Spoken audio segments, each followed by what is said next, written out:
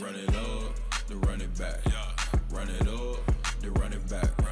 Run it up, run it back. We're going to continue learning with a little history. A man who basically can tell us everything there is to know about the history of Nike, basketball, all the things that come with that. Scott Reames, get on up here.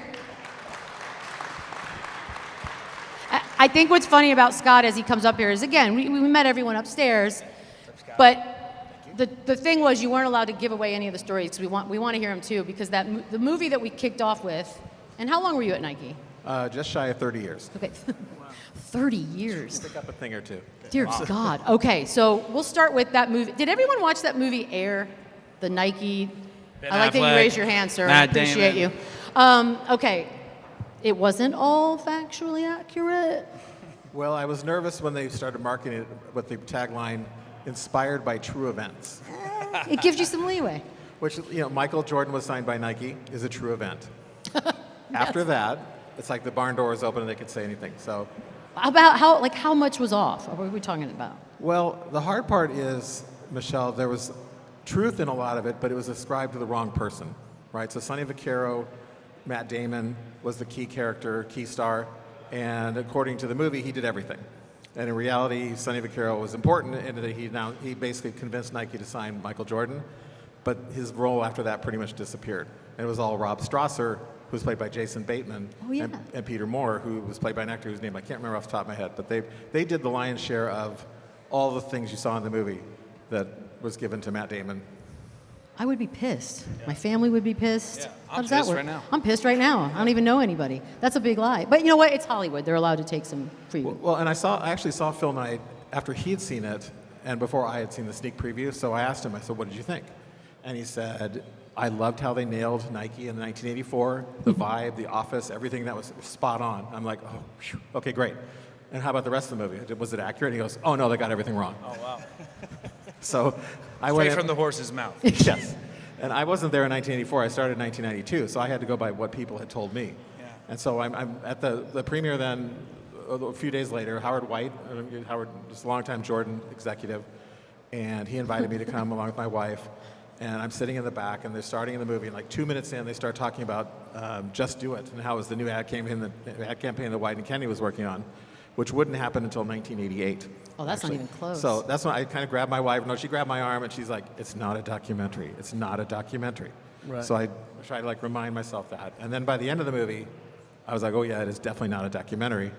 And the reason why I still bring it up to this day is because a lot of people now talk about that movie as if it was For sure. spot on.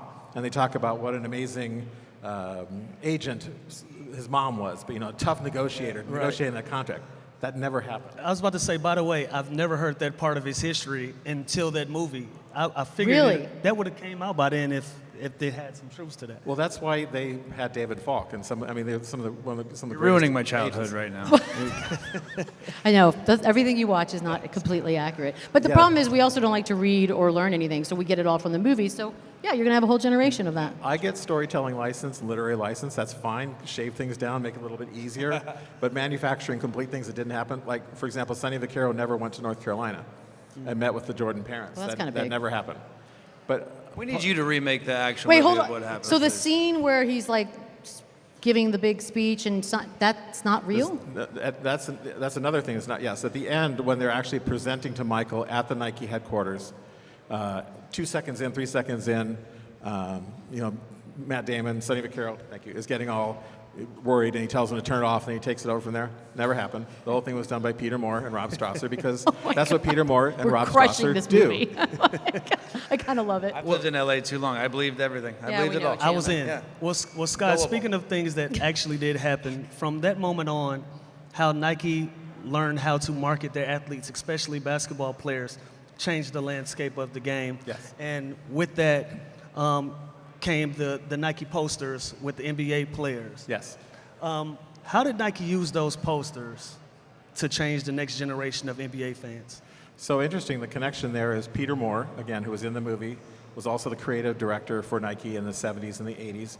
And it was his idea to create posters that were not just taken from sport, right? Just back then it'd be like you get a baseball player and you'd see him hitting a home run or a basketball player making a dunk from a game. And Peter came up with the idea of a personality poster that would be a play off the athlete's nickname, something that made it, a connection that made it his personality, right? So the first one that they came up with was for basketball was with George Gervin. Obviously, his nickname is Iceman. So they came up with the poster idea of George Gervin sitting on a throne of ice. I had that And it one. was actual ice. It was done. brilliant. Yes. Had it. He was Had cold it. as shit, but it was brilliant. Yes, he was. The problem was they had him set up at a studio in Seattle, which is where the agency was at the time. It was supposed to be at 10:30. They built the throne, waiting for George. Ice starts melting. Bright lights of the studio. The ice melts. No George. So they get word that he's on his way. He got held up for some reason. So they rebuild a second throne, and it melts because he didn't show up. So this 10:30 was his first appointment, the first one, and he shows up at 6, and then they built it. So it's kind of like get him there first, then build the throne. And so what you see, that actually is an ice throne. They had to do it in about 10 or 15-minute spurts because George's butt got numb from sitting on the ice. So yeah, and those posters, that literally athletes back in that era would want to negotiate a poster into their contract, right? So now it's like, I want my own shoe. Back then it was like, I want my own poster. Oh, wow. I like It was that. a lot cheaper back then. Yeah. So Scott, you got great stories. Now you also have a dream team story involving Charles Barkley and Reggie Miller. I've heard murmurs of it, but would love to hear Yes. that story as well. So prior to my historian role, I was in the sports marketing department at Nike for a number of years. And in 1996, at the Olympics in Atlanta, there were 6 or 7 members of the Dream Team 2 who were with Nike, and I was asked if I could get all the athletes to sign these hats because the community affairs department wanted to then give them to charities and they could auction them off. Because normally a Nike person does not ask an athlete for an autograph. It's like, bad form. But so I was going up to the athletes and I had to introduce myself each time. I'd say, here's what it's for. And everybody had signed it except for Reggie Miller and Charles Barkley. I was getting a little nervous because we're getting close to the end of the Olympics and I hadn't seen them. They would come to the Nike compound in the middle of Atlanta. And then one day I'm literally looking down from the atrium and I see the two of them and they're heading for the door. So I grab my backpack, I run after them, I pull out all these hats. I start to explain, who I am, why I'm asking for this. And I'm waiting for Barkley to give me a, nah, man, walk out the door. Right. He didn't. Reggie did. So Reggie started literally, he goes, nah, man. I almost had it predicted. And then I was thinking like, well, shoot, now what am I going to do? And I'm not kidding. Charles takes one of the hats. He whacks him like this in the arm.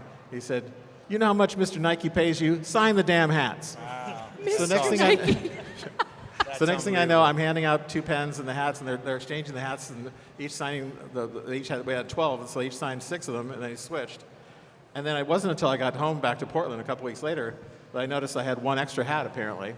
So this is why the other guys are not on this. This is the 13th hat that I say, but it's got Charles and Reggie on it. How'd you keep it in such good condition? Yeah, though? where's this being kept the whole I time? work in the archives department, right? And we don't let people with Cheetos or anything. Super touch it. nerd Scott, Exactly. protecting every. No, I see you. I Attaboy, see you. Scott. All right, we all know MJ. I mean, for some of us, that's sort of how we fell in love with everything that we're talking about here today. But LeBron signed with Nike when he was 18. Rumor is you were in the room? You were part of this? It's because I used to sit near the bathroom in the McEnroe building. I'm not exaggerating. So I was there on a Thursday. I think it was a Thursday night in May of 2003, working late. And somebody comes walking past me. I didn't really pay attention, just because it was after hours, but there was a lot of people in the building a lot. So I didn't really pay any mind to it. And the next thing I heard somebody walking back. And he goes, Reames, what are you doing here? And I said, I'm working late. He said, follow me down the hallway. We're making history tonight. I was like, how am I going to turn that down, right? We're making history tonight. So that's how sure they were. This is early in the evening, right? If you all remember, back in that period, I think it was Reebok was pretty much the assumed brand that was going to sign LeBron. Some people thought Adi would or Adidas would, but Nike was pretty much the third and far back. So I was surprised to have him say that. So I go, his name's Ralph Green, right? He's been in basketball sports marketing forever. So I said, okay. So I went into the sports marketing VP's office and I just sat there. I was told, you can watch, but you can't say anything. And for the next 2 hours, I saw and heard phone calls, faxes, conversations about this amount, that amount, can we do this, can we do that? And meanwhile, on the TV screen, on ESPN, there's Bob Lee on Outside the Lines. Oh, He's got Sonny Vaccaro, my Yeah. good friend Sonny, and a couple other people, and they're all talking about who's going to sign LeBron. Is Sonny at Adidas at this time, or is he still in Nike? At this point, I think he might have moved on from Adidas, but I'm not sure. So anyway, meanwhile, I'm getting calls from Darren Rovell, another former ESPN guy. Yeah, sports not a business. shout out, but yeah. Well, it's true. Sorry. But he's calling me saying, I've got somebody inside LeBron's camp who says that you guys are possibly in on a deal. And of course, I can't tell him that, right? So I'm like, and meanwhile, I'm watching this all unfold in front of me, but I'm not saying anything. And so we're getting closer and getting closer, and then it becomes pretty clear that Nike is going to sign LeBron. And Darren calls me again. He goes, so I understand you guys are about to sign him. I'm like, how are you getting this? No one knows. Well, he did finally tell me he did have somebody inside LeBron's camp that was telling him later. So it was, to me, one thing I'll never forget is watching Sonny Vaccaro talking to Bob Lee, talking about how great LeBron will be for Reebok.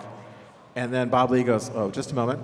I'm getting word from reporter Darren Rovell that Nike has just signed LeBron James. And then all the dais, they all were like, their mouths were like fell open, and I was Now like, we know how Shams Charania gets exactly. all his info. That's it. He's so much Right faster. there. He's so much faster. Scott, I want to ask you one basketball question before we run. And being a part of that experience with LeBron, and he has an opportunity to share the court with his son, how does that make you feel in being a part of that? I know everybody's sick of that tagline. I mean, we really are. If you're a father, you understand how cool that opportunity is. What do you think about that? oh, well, I've got two boys, right? So I get it from that respect. I'm also a huge baseball fan, so that when the two Griffeys played together, that was Griffeys like... are they're to gonna be at be the in game attendance tonight. tonight. Why wouldn't they be? Where else would they be? Yeah. So, yeah, I mean, again, as a father, I just can't think of anything more amazing than to have somebody, especially follow in your footsteps. Well, I mean, we'll see what Bronny does, but it would just be an amazing moment. I mean, I kind of got goosebumps just thinking about it. What's on your He's mind? not going to fill the footsteps of his dad. He's not going to No. fill the footsteps, but he has the opportunity to share the court with his son, Beadle. Well, so you could have done a Make-A-Wish. Like, and then done it regardless that your way. take, though. wow. Make a Fine. wish That's is not a wild. debate show tonight? All right, fair enough. We're going to wrap up. Scott, no, we appreciate it. Oh, Thank you, look Scott. Look at the time. No, we appreciate you. You could do this for hours with stories that you probably have for 30 years. Nike historian Scott Reames. Thank you, sir. Thank you, Scott.